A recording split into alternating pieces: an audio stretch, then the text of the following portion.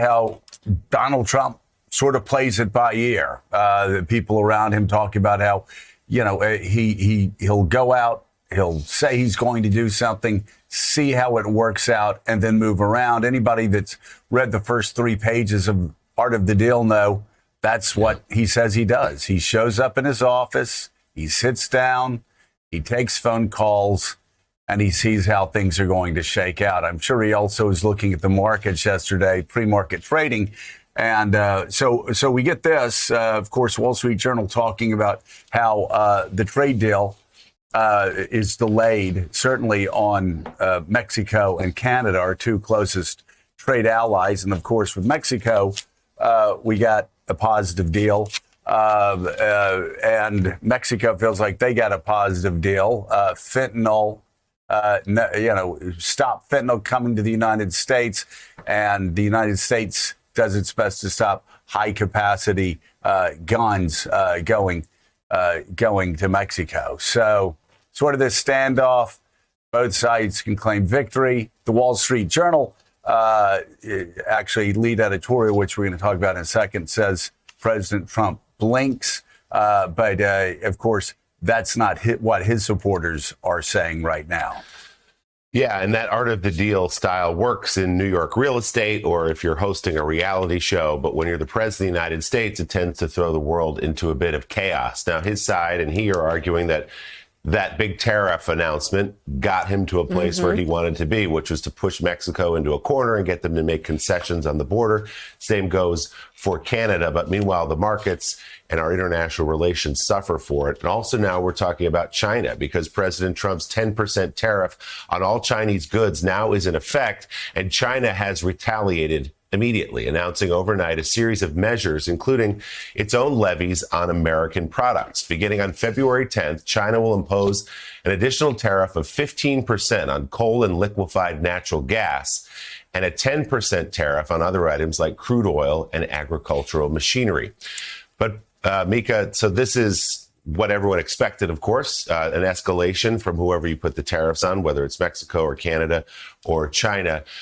Again, the president saying this is basically a negotiating tactic, and we'll see if it turns out to be that way in China's case as well. And was the deal that was struck with Canada a deal that we've seen before? President Trump is backtracking on 25% tariffs for Canadian and Mexican goods. Now, the move comes after the leaders of Canada and Mexico announced plans to ramp up security at their borders to help combat the transport of drugs and illegal immigrants into the U.S. Regarding Canada, Trump posted on social media yesterday the tariffs would be paused for 30 days to see if a final economic deal can be reached with the country. Additionally, Canadian Prime Minister Justin Trudeau revealed Canada would implement a $1.3 billion plan to reinforce the border with new technology equipment and nearly 10,000 frontline personnel to coordinate with the U.S. to stop the flow of fentanyl. One interesting note, Trudeau's announcement yesterday was a repeat of the same border plan the Canadian government unveiled in December during the Biden administration. And earlier yesterday, Mexico's president announced that her nation would immediately reinforce its northern border with 10,000 National Guard members to address drug trafficking. Trump stated the U.S. will continue negotiations with Mexico over border security during the 30-day tariff delay. You know, Mika, an interesting thing happened yesterday during the president signing ceremony inside the White House. Rupert Murdoch was there. Yeah. And somebody asked what he thought about the Wall Street Journal editorial page, calling this the dumbest, I think the dumbest trade war ever. And he said, sometimes I don't agree with the Wall Street Journal editorial page. Today would be one of those days as well. Because, of course, the Wall Street Journal editorial page, like most economists and people that read the Wall Street Journal, have long been opposed to the idea of tariffs. And so in its latest editorial titled Trump Blinks on North American Tariffs, that editorial board writes in part this: if North American leaders need to cheer about a minor deal so they can all claim victory, that's better for everyone. The need is especially important for Mr. Trump, given how much he boasted that tariffs are a foolproof diplomatic weapon against friend or foe. Mr. Trump can't afford to look like the guy who lost. Mexican President Claudia Sheinbaum, in particular, seems to recognize this. And so far, she's playing her Trump cards with skill.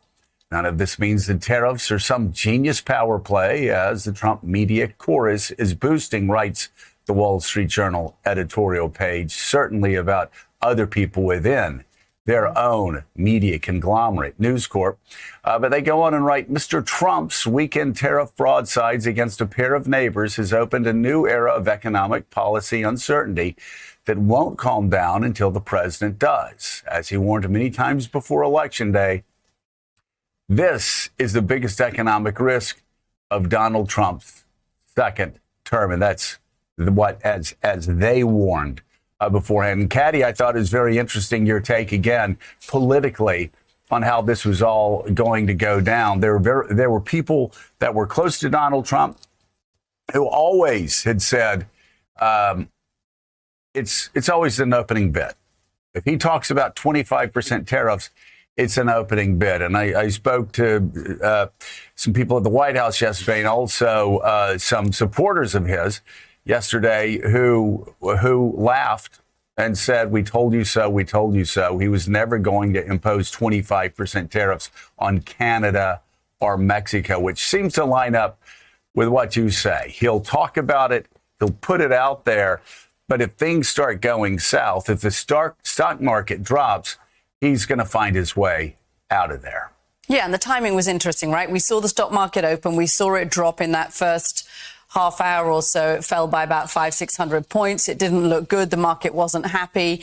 And quite quickly, we got an announcement following that from Mexico that there had been a resolution. Immediately, the market bounced back up again. That's what the White House would like to see. Now, maybe the president was gambling that if he announced this on Friday, by Monday, the markets would be happy with this. There is still the question of what happens in 30 days. And there's the longer term question of if you are now Canada or Mexico, who, by the way, have not really given up very much to get this pause. I mean, I think Canada is sending a borders are. That's it. The rest of their program they'd already announced. Same with Mexico. Then has to some extent the damage been done, even by the announcement of this? Is there a feeling that if you can, you're going to diversify your relationships, your trade relationships, to the extent that it is possible, make those more friction-free, because you don't know whether in 30 days actually Donald Trump will decide he is going to impose these tariffs, and the EU, who've already been put on notice by Donald Trump over the weekend, even to some extent the UK, they're now going to have to go through this same process as well. So whether or not this leads to an immediate tariff war right now, there is an eroding of relationships that have benefited the United States. I feel like I know I'm preaching to the converted here, Joe, and I don't need to tell you this. These relationships and these trading relationships have benefited the United States enormously for the past 30, 40, 50 years. Do other countries with Donald Trump in power for the next 4 years start thinking, OK, we do need to try to do something to weaken our reliance on the United States and look elsewhere? Right. Yeah, yep. Jonathan, though, let me just say, though, this is a powerful, potent political issue for Donald Trump. And I can say firsthand, when I was running in 1994, I was shocked. At one point, I went over to the rural part of my district into Funiac Springs, and I was talking about tax cuts and balanced budgets and a strong national defense and a rising China and what the United States needed to do. Every question was about NAFTA, national sovereignty, NAFTA. It was NAFTA. If I could think back to 94, and this is the world we still live in, if you look at Donald Trump's face, it was about NAFTA, it was about GATT, it was about the World Trade Organization.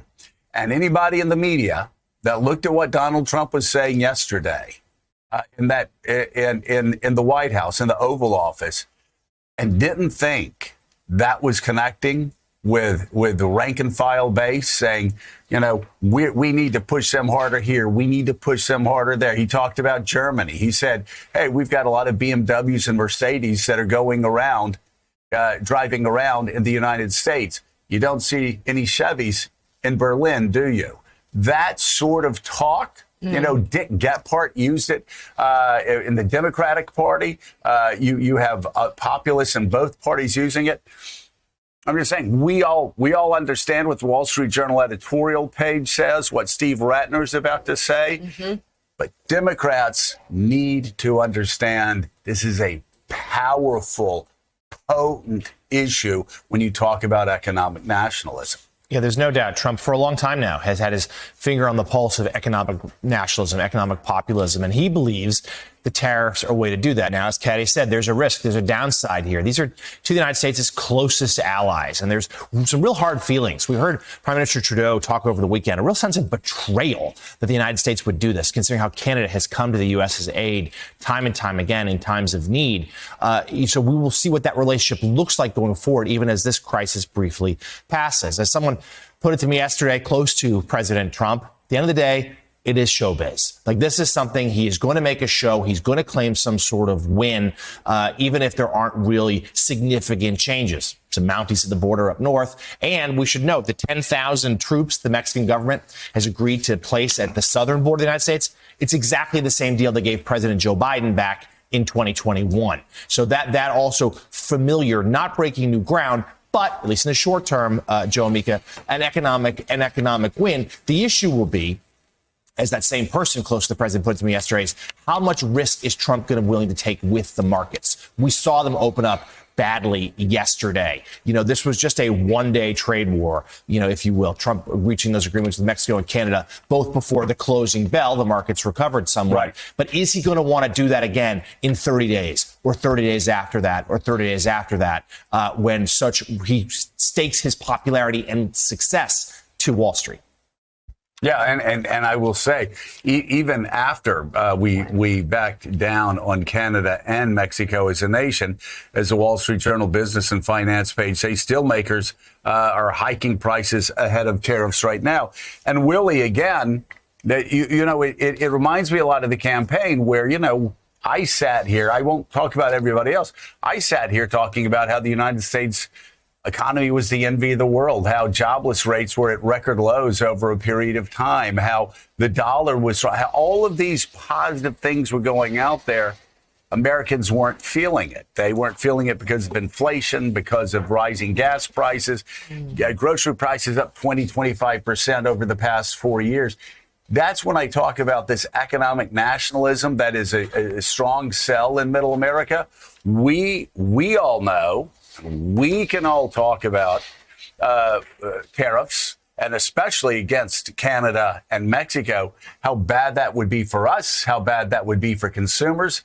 But for a lot of Americans, they see economic wreckage since NAFTA was implemented back in 1994. So this is, again, it's a challenge for Democrats. It's a challenge for free trade Republicans. It's a challenge for people on the Wall Street Journal editorial page to make these arguments and explain to Americans who are economic nationalists what their view is and why tariffs against Mexico and Canada would be so short-sighted. Yeah, despite what we know from economists, and we'll talk to Steve in a second here, about what tariffs do to cost to consumers in the United States, these moves were cheered during the campaign and then when he proposed them a couple of days ago by his supporters. One other note, as John mentioned, that the Biden administration had struck a deal with Canada. This deal that Canada announced yesterday in a response to the tariffs about what they're going to do at the border, 10,000 troops, stop fentanyl, more than $1 billion, was already put in place, negotiated with the Biden administration in December, and they sort of re-announced it yesterday to placate Donald Trump. So just fascinating management of the president.